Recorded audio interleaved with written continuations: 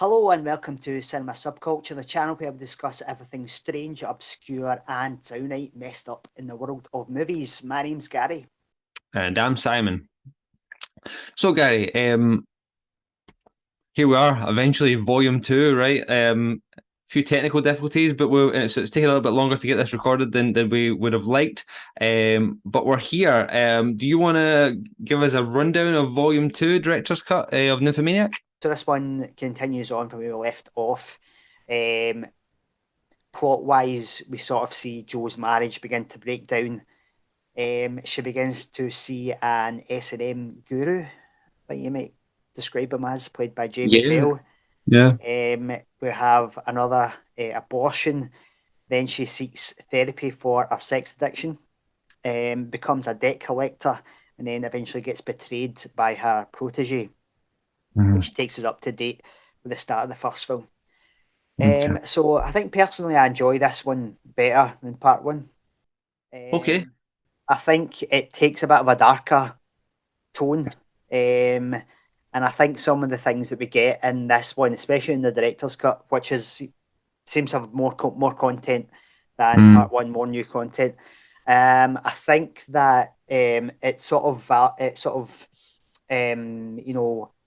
justifiably could be called extreme cinema. Now it goes over that kind of bridge into the kind of the irreversibles, that kind of territory. We do get some quite more graphic, disturbing things. Some of the sort of S&M whipping scenes, the abortion scene is pretty up there, pretty brutal. Yeah, yeah. So, yeah, I think I like kind of where this one goes, and it seems to it's more satisfying in a sense because we get the kind of resolution. We kind of see, I think, where that kind of sense of dissatisfaction that I had maybe with part one. It's like, right, where is this kind of going? We kind of start to see things turn in this one, and we get to see some of the familiar Von Trier tropes kind of more sort of come into a more clear view. So yeah, enjoy this one a lot.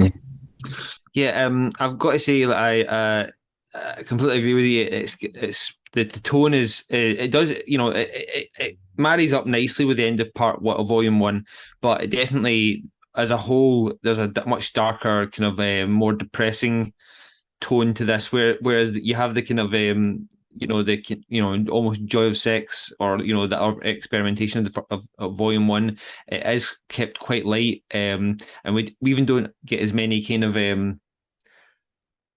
diversions. You still get them by Stelligman, but like it's they're almost like they're being kind of like sneered at by the characters almost. It becomes quite meta in places. Specifically you're talking about the abortion scene, that's completely not in the theatrical cut, isn't it? Not, or the original cut. Yeah, because that was pretty shocking to me. Because again, I think I said in volume one that I find this, and I think I'd been talking to some people about it actually, how compared to something like Antichrist, this for my memory was quite a mellow film. And with some quite out there concepts and topics, but nothing quite as extreme cinema as something like Antichrist. But geez, that abortion scene, I was not really prepared for that, and I knew where it was going as soon as it started happening. And the fact that you had kind of brought it up, kind of spoilers, before I'd watched the volume two, we were talking about volume one, so I knew there was something coming with it. But yeah, that was pretty brutal. It was pretty difficult to watch, I've got to say.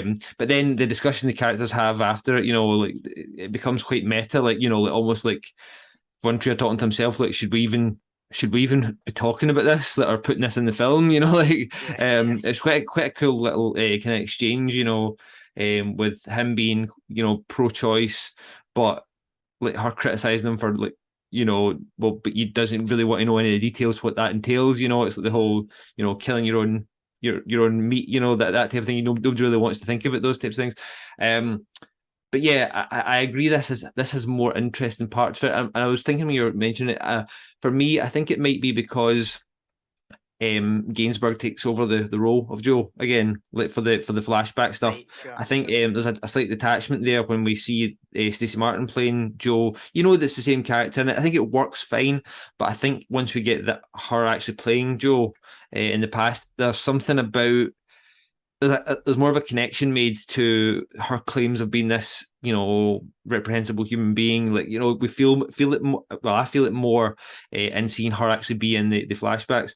I was going to bring it up later, but like, I still feel that they should have recast Jerome at the same time. I feel like seeing Gainsbourg and Shia LaBeouf playing those characters is weird. It works fine when we see it, and actually, it's actually I was trying to remember how I felt about it originally. It wasn't until right at the end I was like, "That's what it was," because I like seeing them together. It works okay because we're familiar with Jerome, but it's when we get to the end and he's been recast at that point, and I have like no emotional connection to that character. It doesn't even feel like the same character. It could be any random guy beating her up in the street. As we get to the kind of end / beginning of the film, and that just really kind of breaks it for me. For me, they should have recast him there and then, and had him have that relationship with Joe, because there's a lot of stuff there with Shia LaBeouf and Gainsbourg when right from the them having their baby and stuff like that, and then her like stepping out while the baby's still there on its own, and their kind of breakup of marriage. There's a lot of stuff there that you don't really get to carry forward to the end because of with everything that happens with P and stuff, because there's no connection for me there to that actor. Did you feel that as well, or? I totally agree. Yeah, it is odd. They seem to have kind of they've kind of missed a goal there. I think they should either have had someone else playing Jerome for the whole of part 2, or just have LaBeouf play that end section. Seems it's such a small part. I don't really understand why they thought it was necessary to recast it, because I agree. I think particularly as well because the behaviour of Jerome in that last section does seem kind of out of character and seems very brutal. But I think it might have been. Sorry to interrupt. I think it might have been earned with the way things ended, with how she describes their marriage ending, and then him basically leaving with their child, and then eventually giving up their child. Like, I think it might have felt earned if it was him, because of the way that it ended with them, and you kind of maybe feel that rage through the character. But yeah, I know what you mean. Yeah, I can understand it to a point. I think it was necessary for the plot to get to where it needed to go to get the setup. But I don't know, it felt like when the breakup stuff felt like there wasn't a lot of bad blood from Jerome's side, because he felt like he wanted her to stay.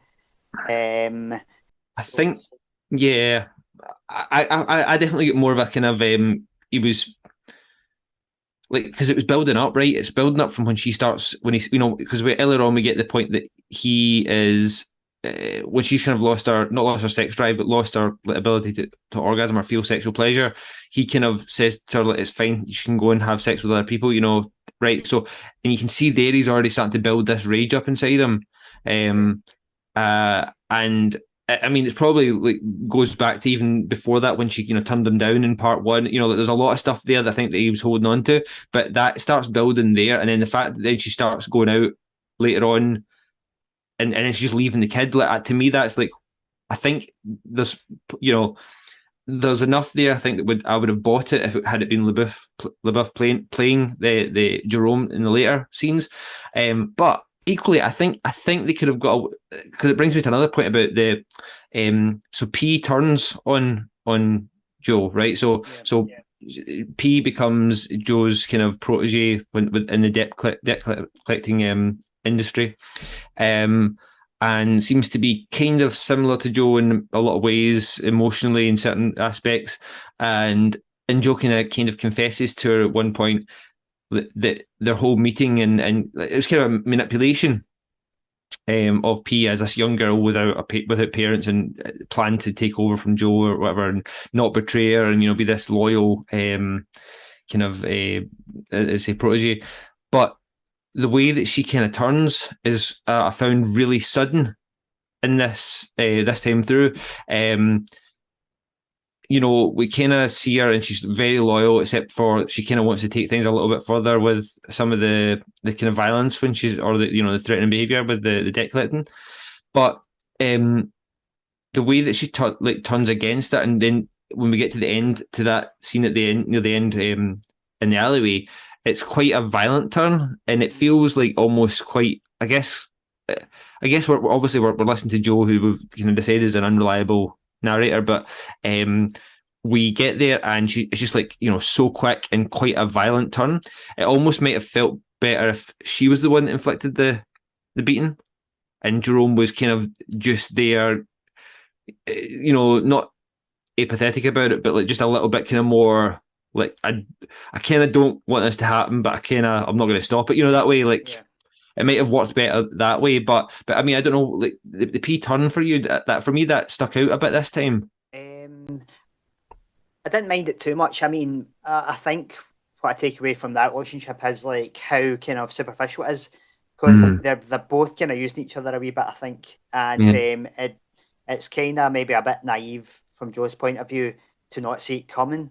That she sort of underestimates P's kind of cruelty and selfishness, I suppose. And she's sort of talks about how she comes from the sort of streets as well. So it was sort of, I think it's sort of showing, as Joe's life goes on, she's sort of looking for a sort of friendship or something, but she kind of forgets her own philosophy about the kind of evil of individuals.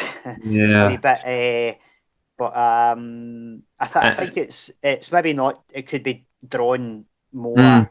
It can be filled out a bit with more run screen time. But it played okay for me. But yeah, I guess it does kind of we see how quickly P is kind of seduced, as we kind of see it in the film, by Joe.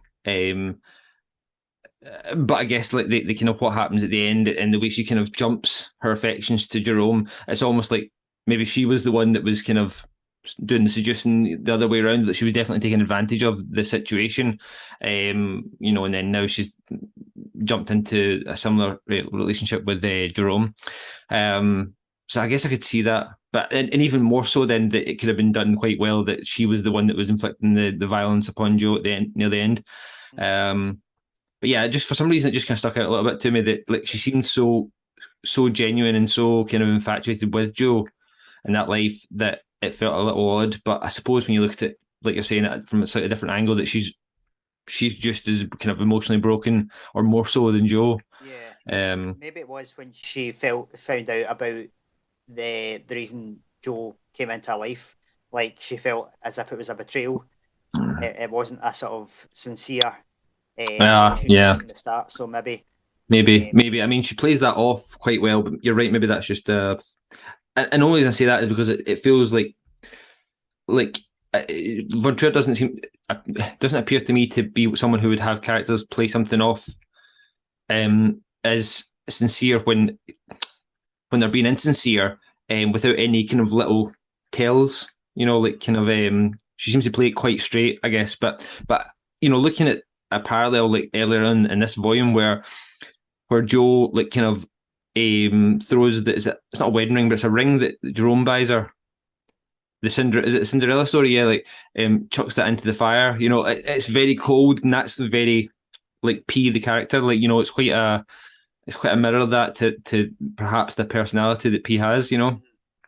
Pulling something out of that scene is that the story is that Joe discovers that P's betrayed her with Jerome, and she plans to sort of ambush them and shoot Jerome in the head, but she forgets to rack the gun, the pistol, so that it nothing comes out, and then they have a discussion between her and Seligman about, did she subconsciously not rack the gun because she didn't want to kill Jerome because she's really a good person, or from Joe's perspective, that she intended to kill him anyway, so she's really evil.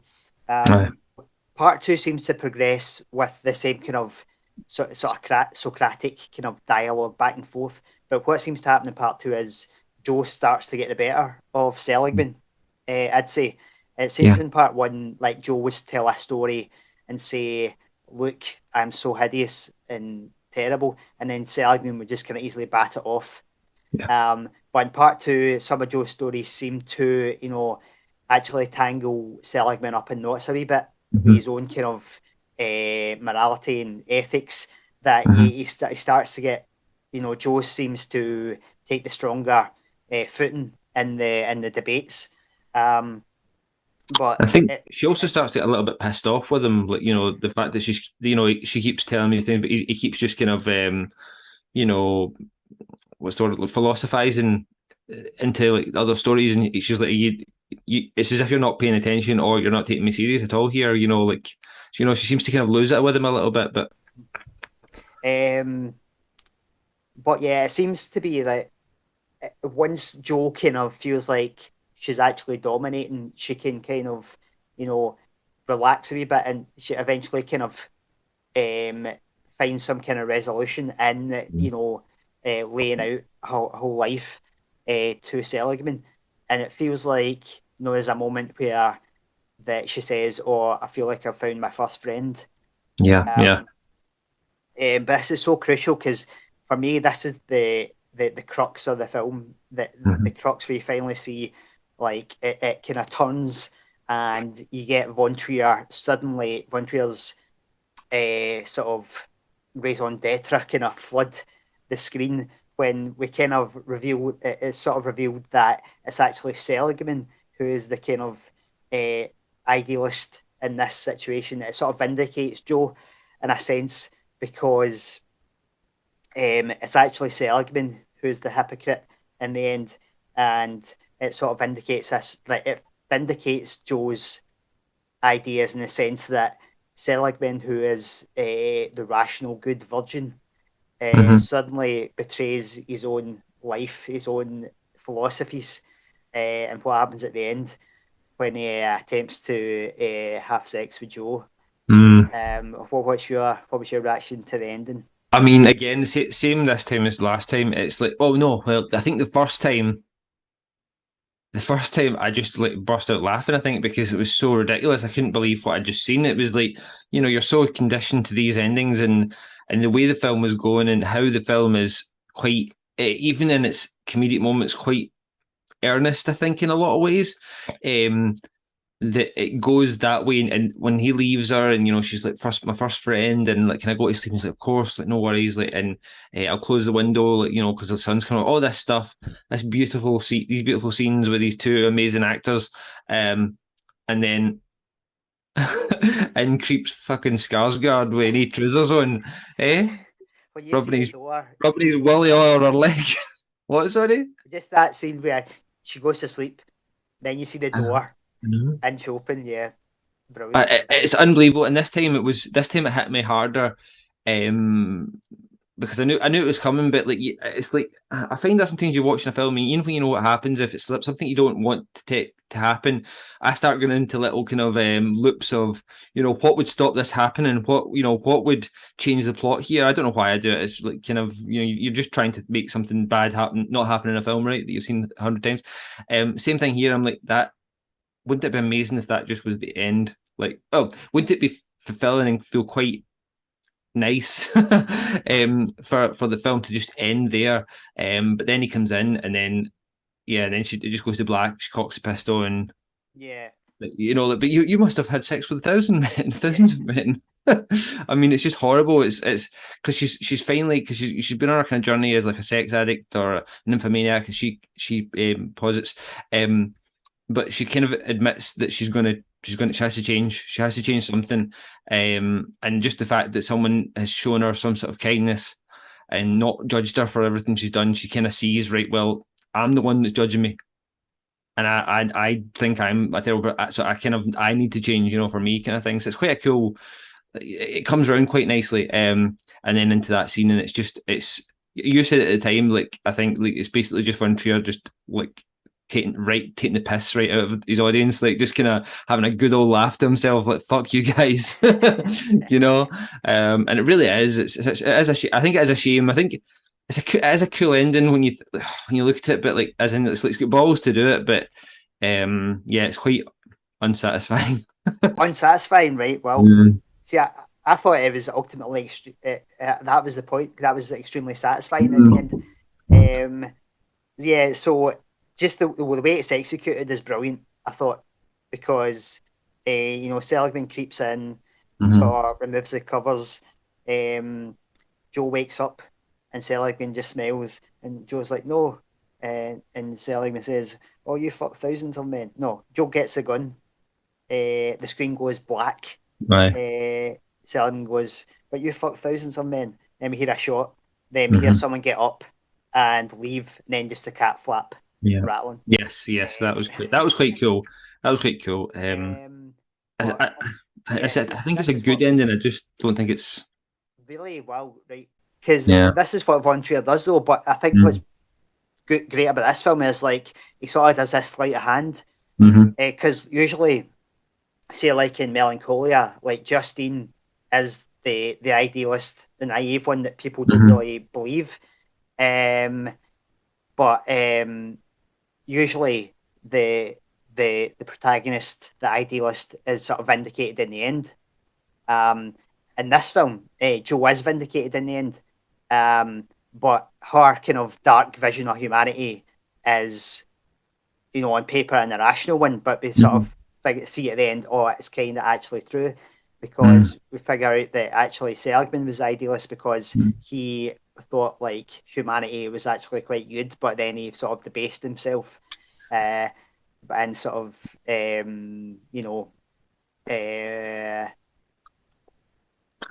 no, he, So. he vindicated Joe's Mhm. sense of self in the end. So two things about that. Let me come back to the second one. But the first of all, you're talking about like so. I think the reason I find it unsatisfying, right, is because where we're left is that Joe has come to realization, and she's kind of lays out what she's going to do. Right, she's what I guess what the next stages of her life is going to be and entail and kind of what she wants to do and the person she wants to try and be, which is, I mean, somewhere between herself and Seligman, I'd say, like character, the way he's portrayed. Um, but what we're left with after that scene is we don't know what is for her. We don't even know if she's gonna, it's just for me, it's like I have no vision really, other than so she's just murdered someone. What happens to her next? You know what I mean? Mm. So it's almost like I want. I guess the dissatisfaction comes from not knowing what's going to come next, or even having a good safe idea for this character who we it seemed as if we were going to get a safe kind of ending for. And I mean safe as in her being like safe as a person, not as a safe filmmaking wise. And we kind of lose that, and we're kind of robbed of that. I still think it's a ballsy ending, and I still like it for this film, but I still find it quite dissatisfying. The second thing I was going to say is, do we think Seligman is also a unreliable narrator and complete bullshit liar? Like, I was just thinking that when you're talking about, he's portrayed as this, this sexless virgin person, but that's a pretty big turn to take. Mm. Just from someone who appeared to not be getting any kind of arousal or sexual gratification from Joe's stories, as she points out in part one. Yeah. It never crossed my mind. Um, it always seems to be, Me something too, but genuine. Aye, I just thought about it when it's you were talking possible. about, Yeah. Aye. it's it. That's a big turn for him to go in and try and have sex with her. It's like it doesn't feel like it's. I mean, he says he's dabbled in masturbation when he was younger. He doesn't even, what I mean. It seems like a huge kind of, what I mean. I don't know, but anyway, it is what it is. But I thought what I think the performances, like I had some criticisms of not performances in general, like a few characters in the first volume, but I think there's nothing that can be said really about the cast in this one. I think Willem Dafoe, Jamie Bell, and the main cast. I think all and Mia Goth are all great, and the roles are in this part. There was nothing like I said. It was mostly the Christian Slater thing, just from the pop culture thing. For some reason, I'm quite familiar with him in other roles, but I think this part totally bypasses that for me. I think everyone was great in it. Fantastic. Does the Antichrist reference annoy you as much as it should No, have? I remember I saw it this time and I quite it pisses you off. Maybe That it we said doesn't piss me off, it's a bit strong, but it's like just a what the fuck moment. What? I like it. Why is I like that? this time the same way I did the first time because it feels like if you've seen Antichrist, you're like, what's he's not doing this again. You know, you're like, he's not going to do this again. And Yeah. then it kind of, I don't know. I kind of like it. I don't mind it. I don't mind it. It's just one like who is the Joker actually on here? It's hard to tell. Mm, Like, is he just having? Is he sort of laughing at critics? Is he laughing at the audience? maybe. I feel like it might be just that kind of another layer of that meta commentary that he's kind of bringing into like with the characters talking, whereby he's like it's to make us go, wait a minute, you know, just for a second, just for us to go, what? Oh, that's like, and then like you know, it kind of comes and goes, and I don't know. I feel that's kind of it's almost like self-referential, you know. Yeah. But maybe it is for critics. But I don't know. Is it for his fans to say, "Oh yeah, I know, I get that sort of thing"? I don't know. I It don't just seems know. very odd. It seems very Um, odd. I don't mm, think I can't think of an example where he's done that before. Um, but yeah. yeah, if anyone's not seen it, he sort of he recreates a sort of scene where the scene from Antichrist where the baby kind of falls out the window and it's got Mm-hmm. music from Handel and it's shot in black and white and the snow coming down. He sort Mm-hmm. of recreates that with the same Handel music. Quite bizarre. Yeah, But, I know. Yeah, I think it's I think it works in this film as a scene. Not having seen, you know, if you haven't seen Antichrist, it works fine here. And I think if you've seen it, it's that kind of little Easter egg thing that maybe is for fans. And as I say, it just gives you pause, like or gave me pause the first time, like you know, wait a minute, like is he doing the exact same? And you know, you just don't know what you think. Is he going to follow through on this time? You know, again, like that's a bit much. Like you know, cool your jets, Lars. You know. yeah, I mean, it's probably just him. Like he likes to take the piss, and it's just Mm, kind yeah, of provocative. But yeah, it seems like he's done jokes kind of like that before, but never to the extent almost belittling his own work. But yeah. don't know, weird one. Yeah, No, doesn't ruin the film or anything, but no, definitely not. I always No. find it quite baffling. So, um, any final thoughts, Gary? Or Okay, final thoughts on Nymphomaniac as a whole. Still can't shake the thing. There's something missing for this. right? I think it's to do with Joe's character, and that we just don't get a total, proper, realistic picture of who she is due to the nature of the way the story's told. But overall, yeah, it's a fantastic piece. Um, Very watchable. Yeah, Flies so well paced. Like for me, like you don't feel the length at all. yeah, Goes to some really interesting places, and I think if you're a fan of Von Trier, this one plays out his kind of normal character tropes, but he kind of flips it and presents it in a kind of sort of a fresh way for yeah. this one. So excellent Yeah, piece. I agree with what you're saying there. Like, the length of the film is it just disappears. It really does. It flies by, as you say, because of how watchable it is. It's some of my favorite films are like just two characters talking, or like you know, our favorite scenes from films are just two characters talking, and this has that in spades, and it's usually interesting. And even when it's not for any plot reason, it's just like a little aside. I still find those two actors work really well, and the dialogue back and forth. I think it's just so. I find it quite a chill film for most of it. You know, those conversations. But yeah, I think it's one of my favorite of his films. I would easily watch this, much like Melancholia, over and over again.